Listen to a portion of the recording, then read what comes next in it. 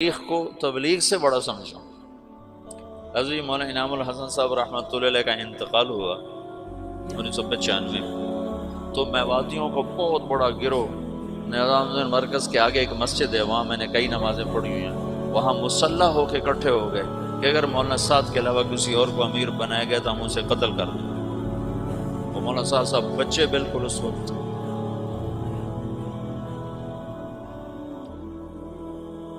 30 سال بھی عمر نہیں تھی اس وقت ان کی، تو ہمدردیاں وابستہ ہو جاتی، اور ایک طبقہ مولانا زبیر صاحب کا ساتھی ہو گیا کہ اگر مولانا زبیر صاحب کے علاوہ کسی اور کو امیر بنایا گیا تو ہم اس کو زندہ نہیں چھوڑیں۔ یہ تو مفتی زین العابدین رحمۃ اللہ علیہ کو تبلیغ والے دعا دیں، جو اس وقت ان کی صلاحیتیں کھل کر سامنے آئیں۔ وہ فتوے کے مفتی تو اتنے نہیں تھے کہ بعد میں مطالعے کا موقع ہی ختم ہو گیا، شروع میں افتاء میں کام کیا تو اس سے مفتی کہلانے لگے، لیکن بعد میں تو ان کے سفر تھے، لیکن تبلیغ کا مفتی شاید ہی ماں نے ایسا چاہا جس نے اتنے بڑے اختلاف کو ایسے جوڑا۔ آج کل کے یہ مفتی ہیں نا، یہ ناقل ہیں، ناقل، یہ جتنے تمہارے دارالافتاء میں بیٹھے ہوئے جن کو آپ کہتے ہو مفتی صاحب مفتی صاحب، یہ مفتی نہیں ہیں، یہ ناقل ہیں۔ یہ تو فتویٰ نقل کر کے دے دیتے ہیں، اپنی بصیرت کے ساتھ معاملات کو سلجھانے والے کو مفتی کہتے ہیں۔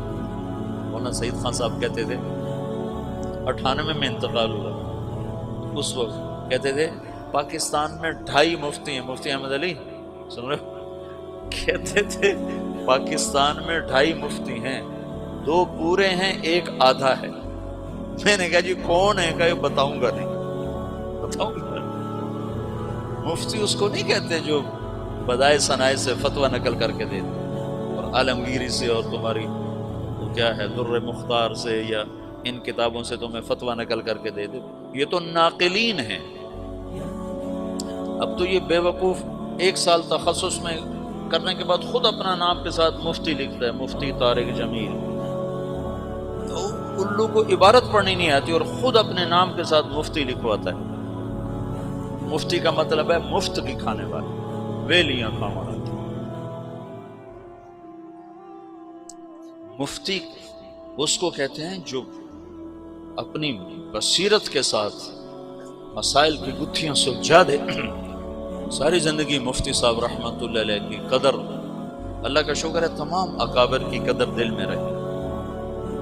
مفتی صاحب کا روب تاب، جلال اور شاہی ٹھاٹ باٹ ایسے ذرا بود رہتا تھا، بود رہتا تھا،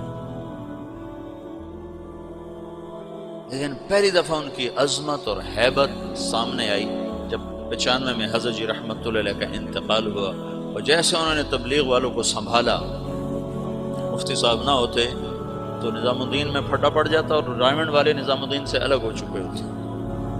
اس بندے نے ایسے